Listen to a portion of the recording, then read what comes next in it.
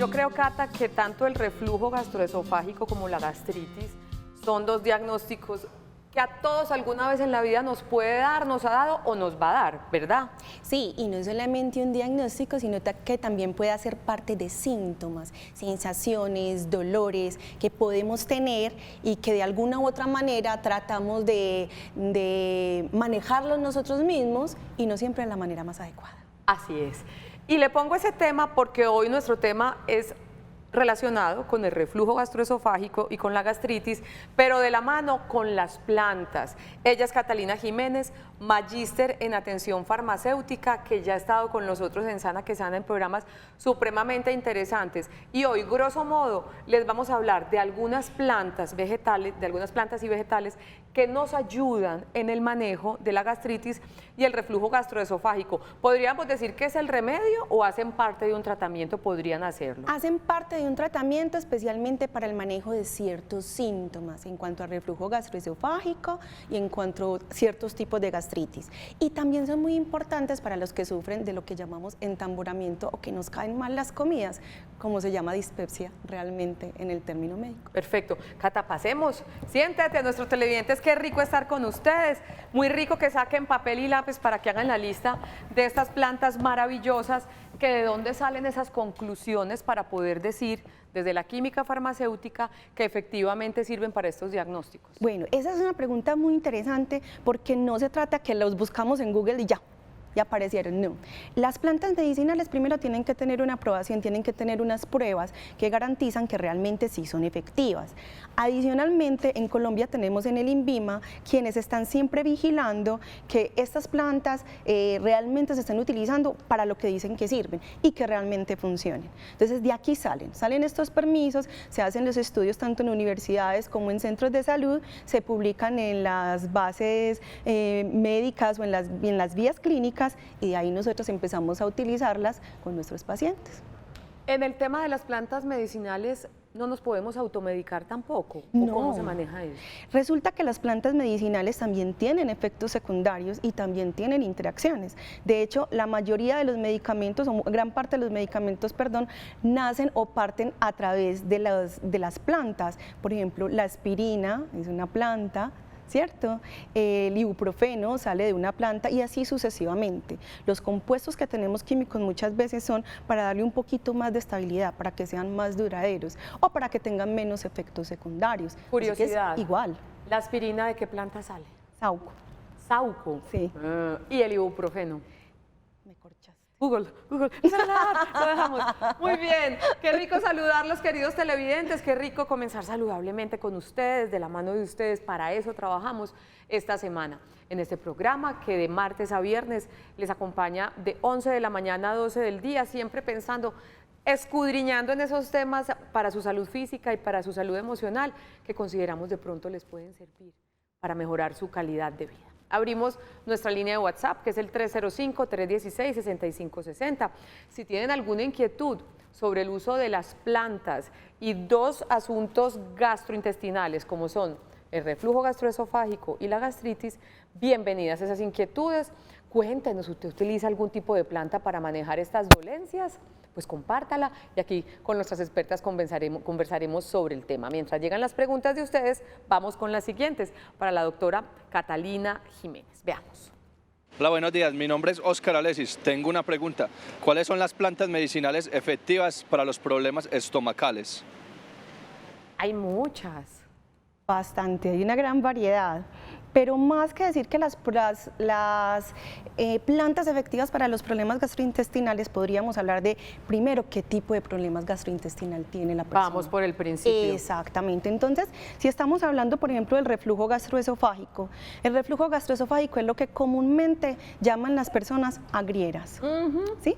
Entonces, su manifestación empezaría por sentir esa sensación de que la comida se devuelve. El ardor, ¿no? El ardor, que es un ardor como en la boca del estómago que llaman, es lo que nosotros llamamos pirosis, ¿cierto? Y tiene otros síntomas asociados que llamamos extraesofágicos. El reflujo gastroesofágico puede ir desde acá, ¿cierto? Hasta acá. que es una sensación de quemazón de acá hasta acá. Por eso hay gente que tiene una tos recurrente, que no le encuentra una explicación, no tiene gripa, no tiene bronquitis, y van y miran y es reflujo gastroesofágico. Y es una tos pendejita, por eso decíamos, tenemos dos tipos de síntomas, ese ardor y esas ganas de vomitar y esa sensación de que se te devuelve la comida, que es maluca, ¿cierto? Y otro tipo de síntomas que son extraesofágicos, por ejemplo, dolor en el pecho, que se llama dolor torácico no cardíaco, y la gente dice, ay, yo creo que me está dando un infarto, y mentira es que no es un infarto, sino que está quemadito el esófago, tinnitus, dolor en el oído, dolores en los oídos al tragar, rinitis también está asociada muchas veces, amigdalitis constantes, hipotiroidismo especialmente subclínico en español. Quiere decir que se aumenta un poquito la TSH, el examen con el que se busca identificar si el paciente puede estar sufriendo de tiroides, ¿cierto? Y que no necesariamente tiene pues como los síntomas de un paciente hipotiroideo, está relacionado con asma y está relacionado también con bronquitis. ¿Por qué? Porque aquí hay un punto de comunicación con los pulmones donde ese ácido o ese alimento se puede ir hacia el pulmón y aquí generar como el problema infeccioso del que estamos hablando, que es la bronquitis, ¿cierto? Reflujo gastroesofágico, mejor dicho, se manifiesta de muchas maneras. De muchas maneras, porque ¿qué sucede? Resulta que el reflujo gastroesofágico es ese paso que tiene el ácido del estómago hacia arriba. Nosotros acá en esta parte, digámoslo así de una manera gráfica, tenemos una compuerta, que es una glándula que siempre hace esto, siempre va hacia abajo, siempre, siempre. Entonces la comida pasa por acá y ella va hacia abajo y nunca se puede devolver, por ningún motivo.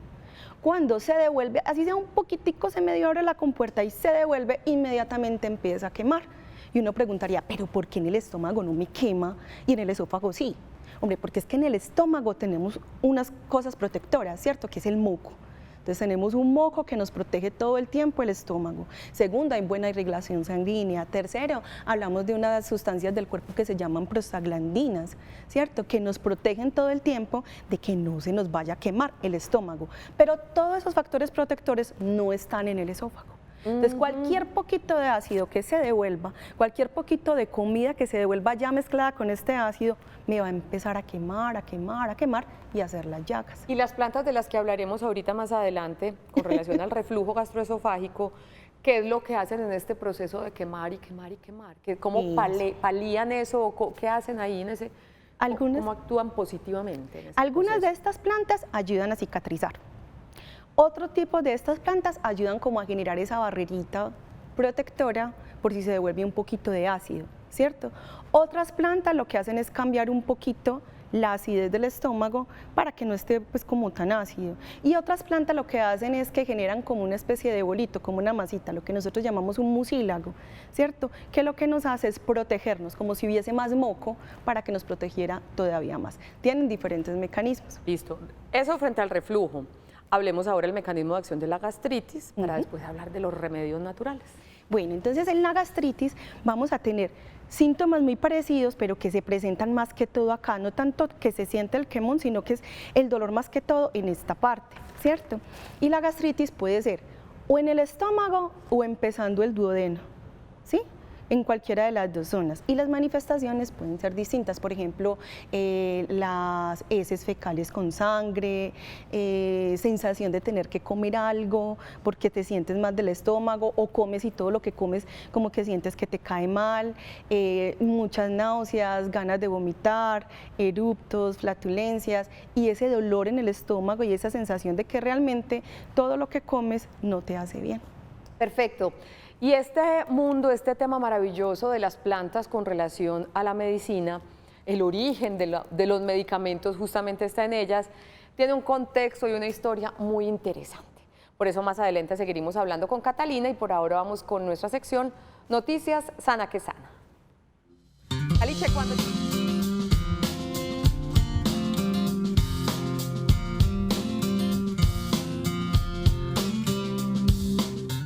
Profe, bueno, no fue profe suya, pero usted me dice, el que estudió química farmacéutica y no conoce a la doctora Silvia Luz Jiménez, no está en nada. Fue decana en la Universidad de Antioquia, mejor dicho. La doctora Silvia Luz Jiménez es química farmacéutica de la Universidad de Antioquia. ¿Y hoy a qué se dedica la profe?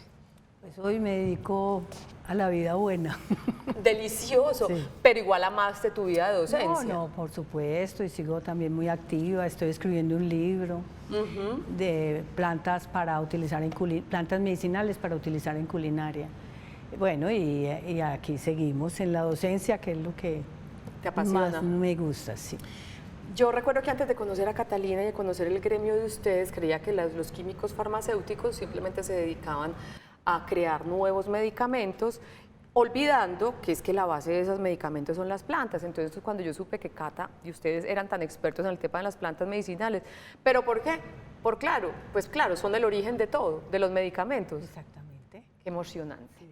La legislación colombiana, ¿cómo maneja el tema de las plantas medicinales, doctora? Hay unas que son efectivamente aprobadas por el Ministerio de Protección Social, ¿verdad? Sí, así es. Colombia es uno de los países pioneros en el manejo de las plantas medicinales, en el manejo, digamos, desde el punto de vista legal, porque tenemos un listado de plantas medicinales aprobadas en Colombia. Ese listado, a medida que los interesados, productores o investigadores, requieren postular una planta para su inclusión en ese listado, deben demostrar ante el INVIMA que tiene una sala especializada para los productos naturales en Colombia, deben demostrar ante el INVIMA en un dossier dos cosas, que son la seguridad de la planta, que significa que no es tóxica o que no tiene riesgos por toxicidad, y la eficacia, que es la eficacia es que la planta sirva para lo que se está preconizando que sirve. Entonces, con esos dos criterios que el productor o el interesado presenta, la planta se puede incluir en el listado. Y así, progresivamente, ese listado se ha ido ampliando en Colombia y el listado nuestro ha servido a sí mismo, a su vez, para otros países que también tienen, digamos, floras más o menos semejantes, o que igual tienen plantas que son de origen mediterráneo, pero que son de distribución amplia en el planeta.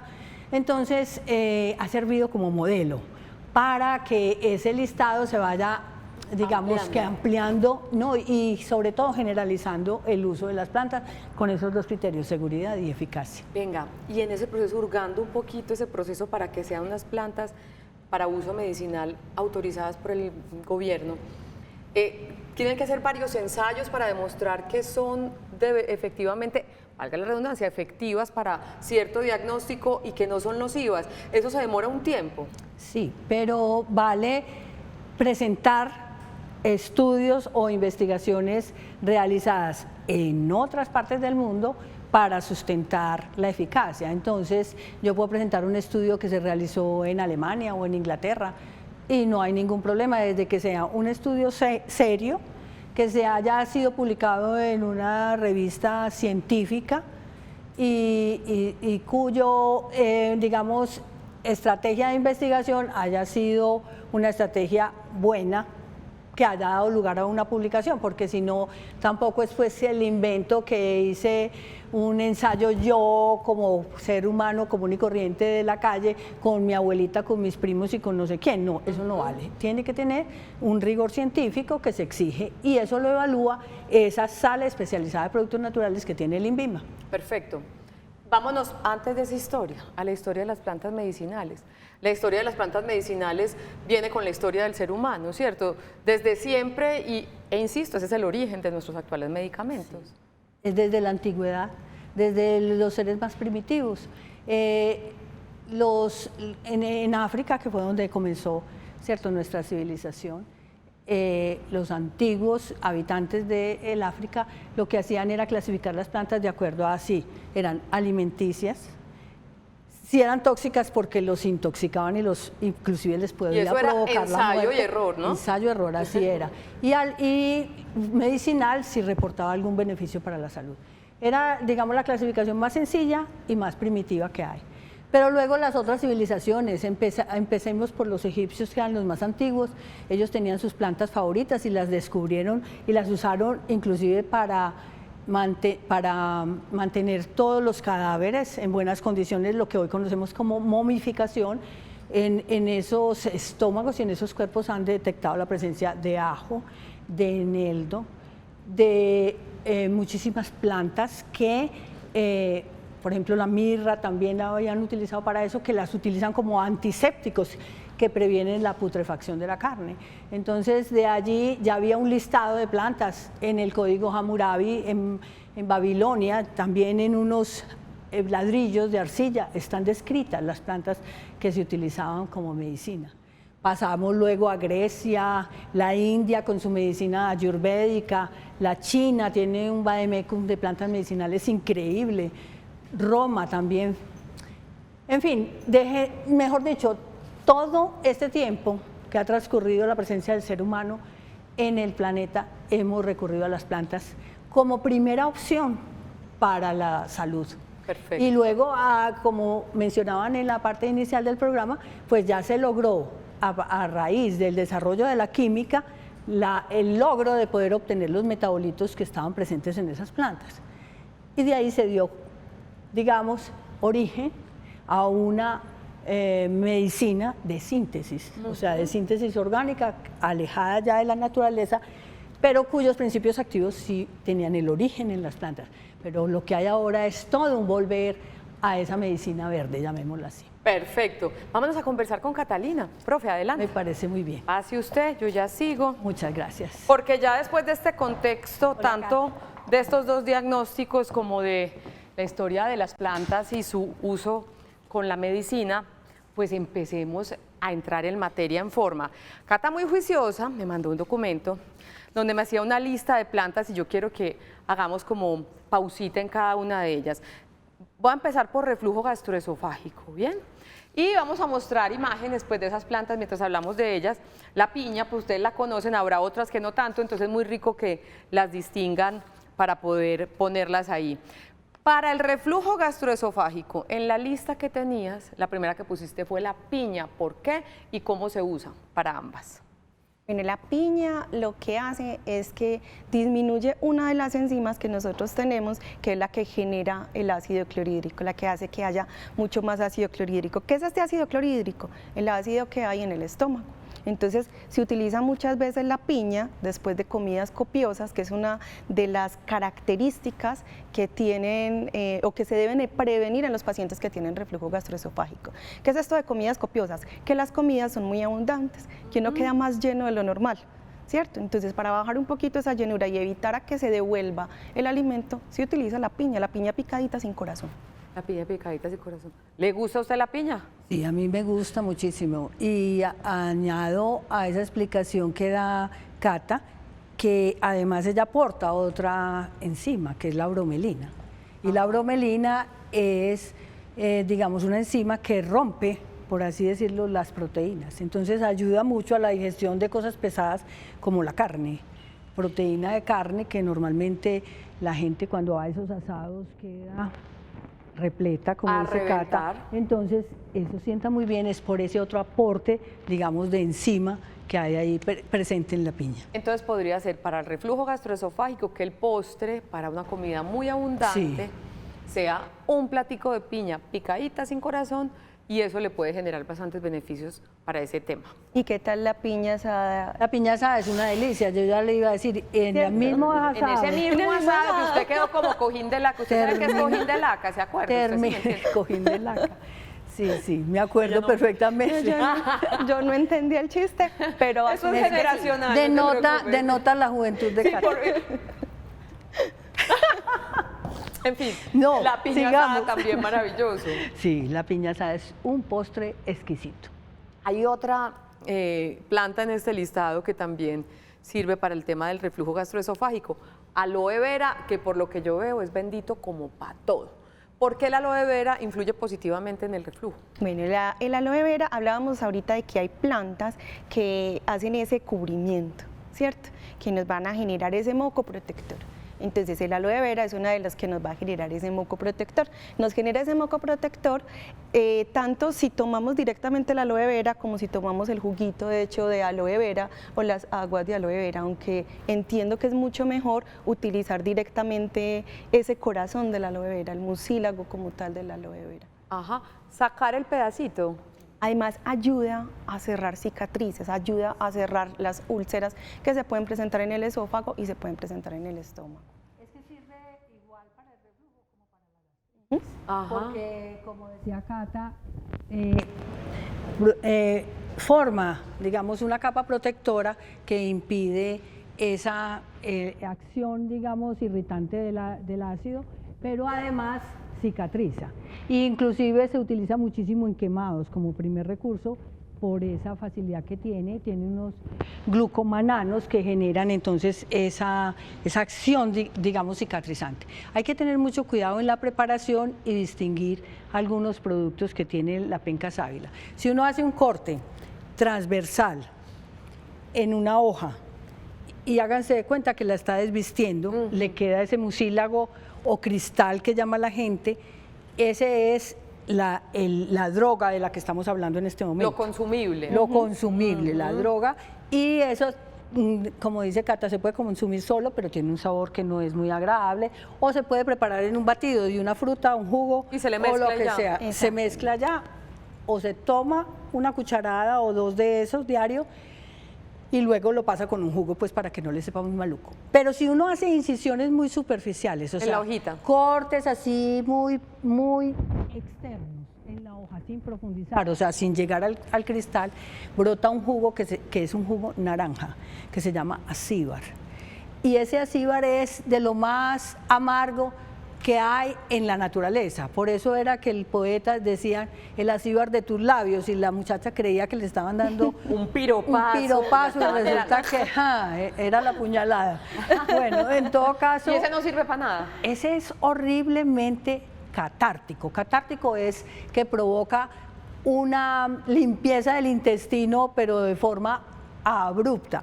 Entonces, hay que manejarlo con mucho cuidado, y por eso hay que tener mucho cuidado cuando se saca el cristal de que eso no se vaya a estar contamine. contaminado del jugo, que es naranja, y que si alguno se atreve a probarlo, lo prueba y me dará la razón de la, Que esté de en la la casa, amargura. que sí. tenga como un fin de semana tranquilito Sí, en la sí, casa. sí. Entonces, para el reflujo gastroesofágico y gastritis, adelantándose un poquito a la gastritis, el aloe vera es muy chévere, sacan ese mucílago, ese cristalito como lo conocemos nosotros, y pueden consumir varias veces al día, sea en una mezcla o sea directamente. Sí, exactamente. También se vende en polvo. Pues hay preparados farmacéuticos, fitoterapéuticos que nos permiten acceder a él como con más seguridad. ¿Qué hay que tener en cuenta en este tema? Dos cositas. Uno, el reflujo gastroesofágico es un diagnóstico, ¿cierto?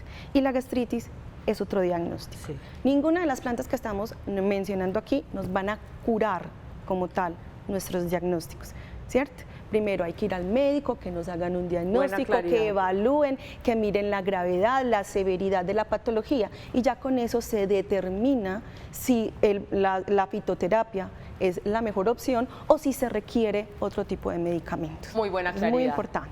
Hoy en Sana que Sana estamos hablando de las plantas naturales y su uso para la ayuda en diagnósticos como reflujo gastroesofágico y gastritis. Y seguimos con más Sana que Sana. Nuestro tema de hoy en Sana que Sana es el uso de las plantas y su relación con problemas gastrointestinales como el reflujo gastroesofágico y la gastritis. Plantas medicinales que ayudan a la salud estomacal. Un pequeño listado: piña, aloe vera, regaliz, manzanilla, llantén, hinojo y papaya. Tenemos un par de mensajes en nuestro WhatsApp de nuestros televidentes. Nos saluda Gisela Willes. Gisela, buenos días para ti. Ella nos dice: tengo reflujo todo el tiempo, ¿eso es delicado? Además me gusta tomar mucha agua, ¿eso influirá? Bendiciones para ti, Gisela, ¿qué le podemos decir?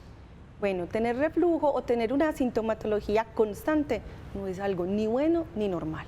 Entonces, de una vez, chequeo y descartamos que pueda ser una razón inespecífica. Por ejemplo, el embarazo, las mujeres que han tenido embarazos pueden tener ese tipo de problemas del reflujo gastroesofágico, ¿cierto? Porque la valvulita de la que hablábamos, la comportica, se daña.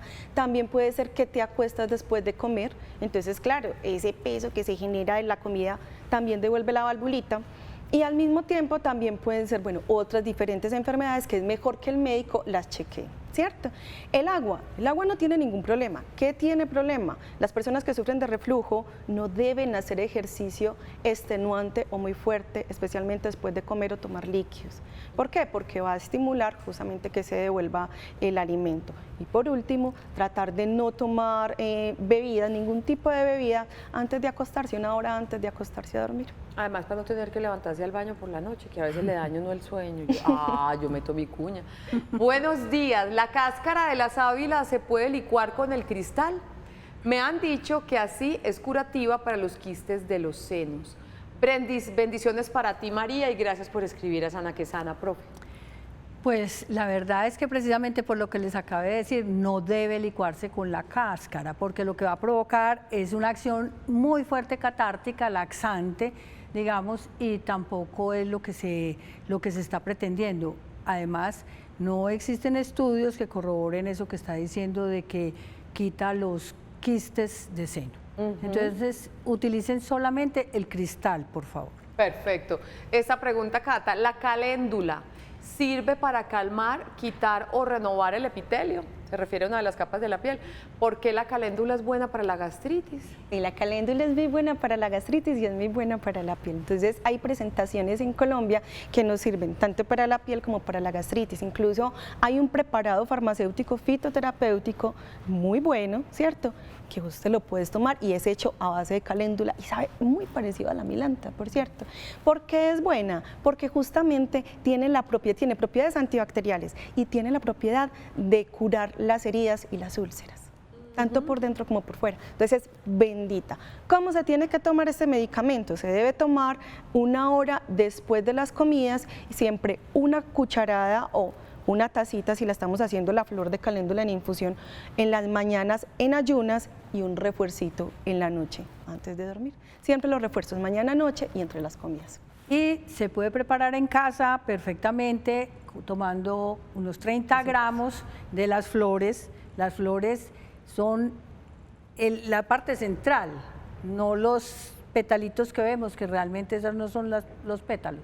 Pero la parte central de esas flores se pone en una decocción, en agua, 1 litro, y se puede conservar en la nevera. Y así no tienes que estar preparándolo, lo filtras y te lo tomas, y lo vas tomando en 3 tomas al día. Una después del desayuno, después del almuerzo, y otra, como decía Cata, antes de acostar. No, y además es que se puede endulzar con un poquito de stevia y sabe rico, y refresca, es deliciosa. Y, profe, no sé, porque muchas veces nos venden las bolsas de caléndula ya molida y uno a veces no sabe si eso sí es caléndula o no. Yo prefiero la florecita. Sí, es mejor las florecitas. Yo prefiero como es de fácil elaborarla por lo que ustedes indican, pues y tenerla en la casa es delicioso. Y lo otro con la caléndula es que hay individuos que son sensibles a la caléndula. ¿Y qué les porque tienen genera? unas esquiterpenlactonas, entonces hay que tener mucho cuidado porque las personas que son sensibles les puede dar una alergia tenaz. Ah, ok. Entonces hay que hacer, digamos, un ensayito primero a que no le vaya a hacer a uno daño. Pero es tan buena que hay muchas personas que son omeprazol dependientes y han dejado de serlo con el uso, digamos, por un periodo al menos de 3 meses. De la caléndula, con esa preparación que nos indicaron. Listo, sigamos en nuestro recorrido por estas plantas que ayudan a nuestra salud estomacal. Regaliz, ese no lo había oído nombrar. Se está usando Véalo. mucho en Colombia. Ah, pero es que esa es la hojita de regaliz y resulta que lo que nosotros usamos es la raíz de regaliz. Ah, ok. Entonces, vea, cuando usted vea esa hojita, busque la raíz de esa hojita. Resulta que el regaliz se está usando muchísimo, tanto como para preparados en la cocina, porque tiene un sabor como dulce amargo, ¿cierto? Sí. Y también pues para como medicina, porque hacen lo mismo, también es un mucílago, también ayuda a la cicatrización y funciona súper bien, se utiliza también de la misma manera, se puede hacer en tacitas o se muele el polvo molido, se hacen infusiones también. ¿Se pone a hervir la raíz o cómo es eso? Sí, esos son como unos tronquitos, son unos palitos larguitos, de hecho muchas veces hacen dulces de regaliz y se come así. jalados, Ajá. son durísimos, pero saben muy rico. Vea, alguien que tenga un reflujo bien tenaz y esté diciendo, no, pues yo voy a usar piña, aloe vera, regaliz y espere, apunto todo lo otro que sigue. ¿Cómo, hay que escoger una cosa o cómo es cierto? Pues yo me imagino bien desesperado, vea todo, mi dieta va a ser esa. ¿No se puede tampoco abusar o cómo es eso? Tampoco. Y sobre todo no se deben hacer mezclas, que en eso el INVIMA es muy claro. Las únicas asociaciones, así se llama, están también en el listado de las plantas aprobadas, que lo pueden consultar en la página del invima.govpequeña.co. .gov.co. Ahí hay un link que dice normativa y ahí se puede meter y mirar las plantas medicinales aprobadas en Colombia. Hay asociaciones que están aprobadas, pero todas estas que llevamos aquí vistas hasta el momento no se deben asociar así indiscriminadamente. Deben consultar primero si se puede o no. Eso es muy importante. Bueno, vamos a hablar a otra que también sirve hasta para el pelo, de todo, manzanilla. ¿Cómo así que la famosa manzanilla, que es así, pues no tiene pierde, también sirve para el reflujo gastroesofágico? Sí, y entonces aquí sí hablo desde mi experiencia, para no llamar edad, pero cuando nosotros estábamos pequeños y teníamos el famoso dolor de estómago o el cólico menstrual, esta era la planta de elección de las mamás para darnos sí, agüita de manzanilla y té de ¿Me daban manzanilla. esa o sidrón? Cualquiera de las dos. Perdón. No, en este caso nos daban esa agüita de manzanilla y era efectivísima porque es antiespasmódico, o sea, que te quita todo ese cólico, que es el término que utilizamos familiarmente, y fuera de eso tiene la actividad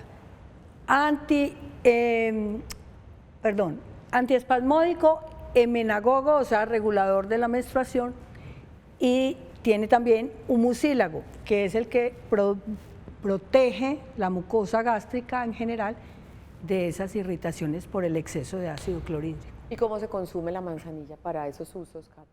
Bueno, la manzanilla también se puede hacer en infusión, que ya hemos hablado mucho de cómo se hacen las infusiones de manzanilla, ¿cierto? Y también se puede utilizar en cápsulas, porque Colombia tiene comercialización en cápsulas de manzanilla. Y se toman generalmente de la misma manera, ¿cierto?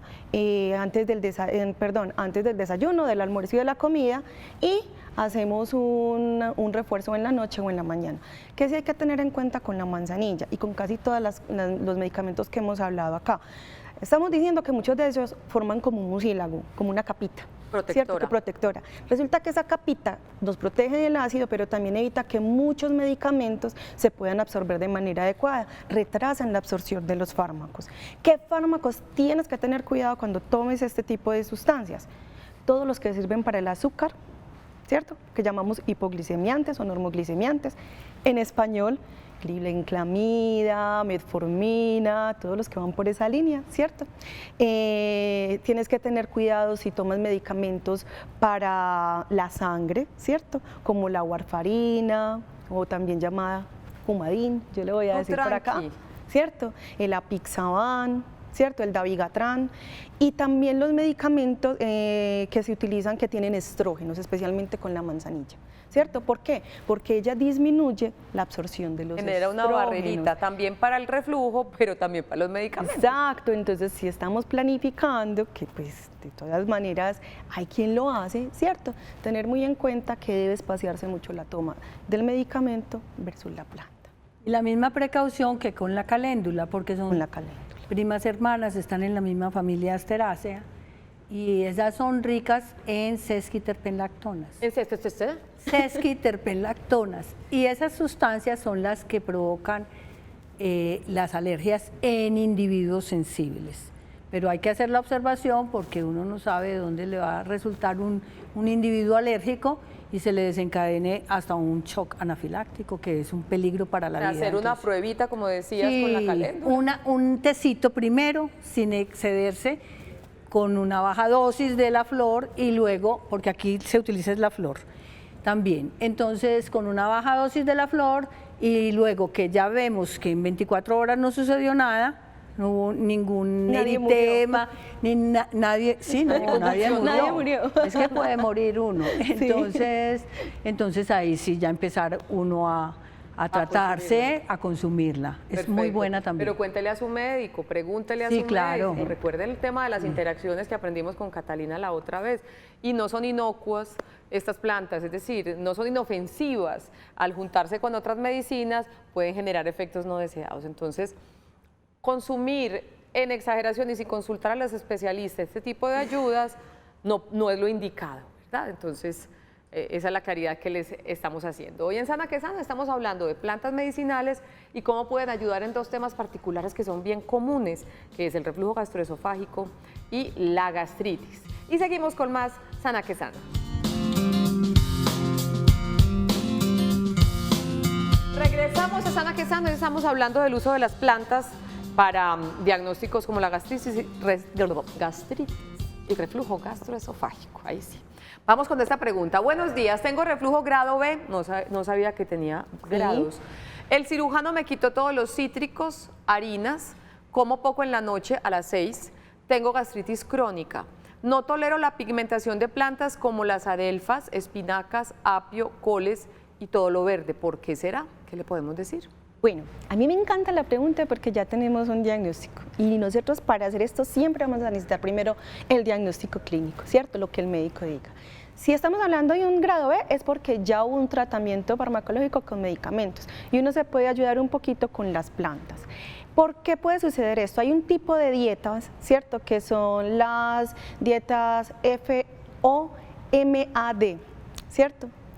Esas dietas son dietas específicas donde las personas son sensibles a ciertos alimentos que son, por ejemplo, aquellos que son fertilizados, aquellos que tienen polioles, bueno, son un montón de información científica, pero lo que sucede en realidad es que generan o tienen sustancias que hacen que el intestino sea mucho más sensible y se irrite fácilmente. Entonces, lo que hace el médico y el nutricionista muchas veces es empezar a hacer una restricción de ciertos alimentos e ir identificando cuáles son los que desatan en el paciente esa sensación de malestar, de gastritis o de reflujo gastroesofágico. Y dentro de ellos, por ejemplo, están las coles, algunas leguminosas, casi todas las harinas excepto la papa, el arroz integral y así sucesivamente, incluso frutas, porque la fructosa también es una de las causantes de esa sensación intestinal o estomacal pesada y de gastritis. Entonces decimos, jugos, en estos pacientes los jugos casi que mandadísimos a recoger.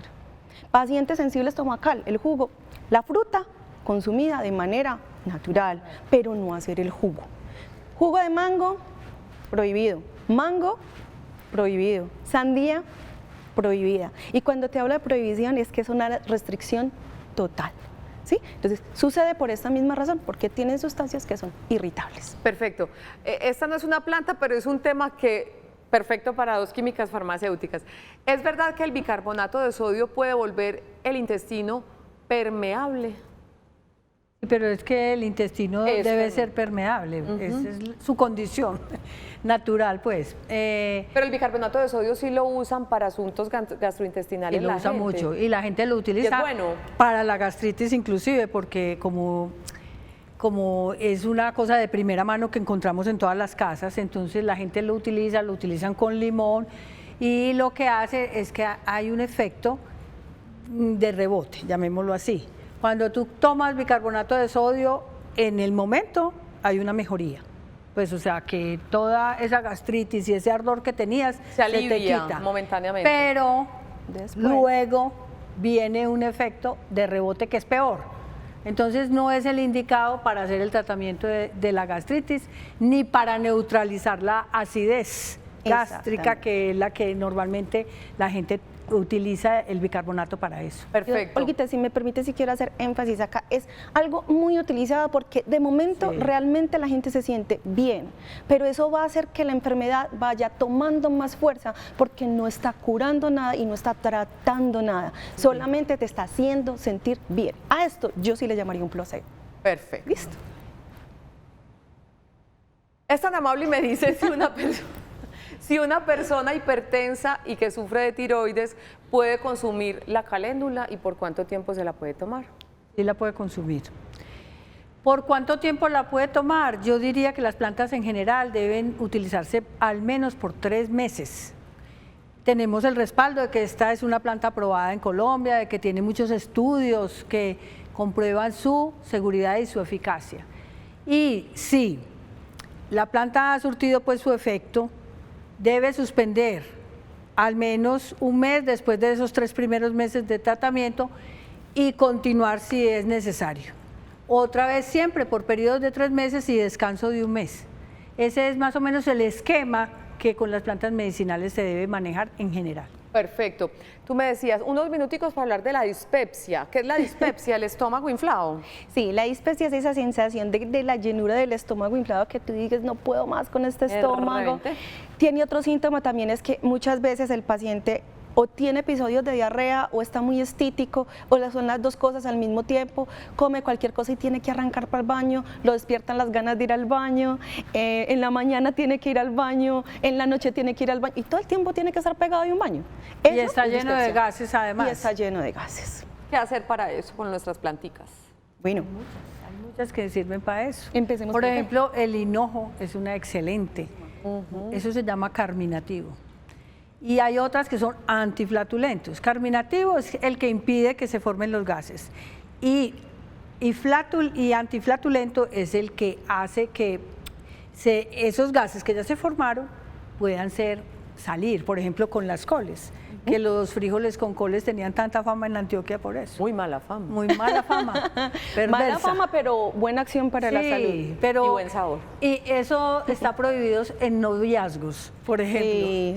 En etapa de conquista. En etapa de ¡Ni se le conquista. ocurra! Sí. Ni para ir a visitar a la suegra, tampoco. Ese es el hinojo, ¿no? Exactamente. Ese es el El hinojo, hinojo que se utiliza tanto esos bulbos que estamos viendo ahí como las hojas en una aromática, en una infusión, son excelentes como digestivos después de comer.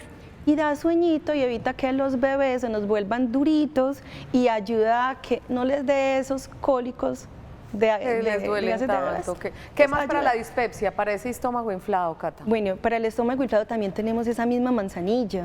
Entonces esa agüita de manzanilla es deliciosa, como decimos nosotros, de sobremesa, ¿cierto? Que nos va a ayudar mucho también a no tener esa sensación tan pesada. Sí. Perfecto. Y también están algunas otras como la hierbabuena, que es excelente, también como digestiva. La hierbabuena, la menta también. Entonces, en esas como más tradicionales, fíjense que no es un invento que le digan a uno, ¿quieres una agua aromática después de que consumiste Tiene una sentido, comida? Tiene claro. todo ese sentido, porque son esas aromáticas las que van a ayudar a una buena digestión. Vea, tengo aquí la genciana y la papaya para el intestino irritable. ¿También Sí. sirven? Entonces, Tenemos medio minuto. Tenemos medio minuto, entonces, a ver, la genciana es muy buena para la gastritis media hora antes de los alimentos y muy buena para la dispepsia 1 hora después de los alimentos, ¿cierto? O como la sobremesa. Buenísima. Recomendación. En los pacientes que usan medicamentos para los problemas del pulmón, como corticosteroides, digamos bromuro e hipatropio, hay que tener mucho cuidado porque él también tiene interacción con ello, ¿cierto? Y puede subir la presión arterial y puede subir el azúcar en algunos pacientes. ¿Y la papaya? Listo. Y la papaya es porque ya tiene una sustancia deliciosa, que es la papaína, que ayuda a que las comidas no caigan pesadas. Ay, Dios mío, ya Es. me diste ganas de papaya nuevamente porque hoy desayuné papaya. Doctora Silvia, qué rico tenerla por acá. Ay, no, yo encantada. Volvés. Siempre lista, siempre lista. Siempre listos. Cata, también, como siempre, qué conversada tan deliciosa nos metimos. Muchísimas gracias por la invitación. Cosa pequeñita, no automedicarse, consultar al médico, las plantas no reemplazan los medicamentos, trabajamos todos en equipo. Por favor, avisarle a sus médicos, farmacéuticos de cabecera, todas las plantas que consuman. Muchas gracias nuevamente a ustedes por acompañarnos a arrancar esta semana saludable de la mano de Sana que Sana. Mañana un tema súper importante. Vamos a hablar con los especialistas de la Clínica Cardiovid de cómo prevenir infecciones antes, durante y después de una cirugía. No solamente los médicos son los encargados de eso, nosotros también tenemos que tener ciertas precauciones para evitar infecciones antes, durante y después de una cirugía. Nos despedimos, gracias por su compañía, feliz resto de martes para todos, chao.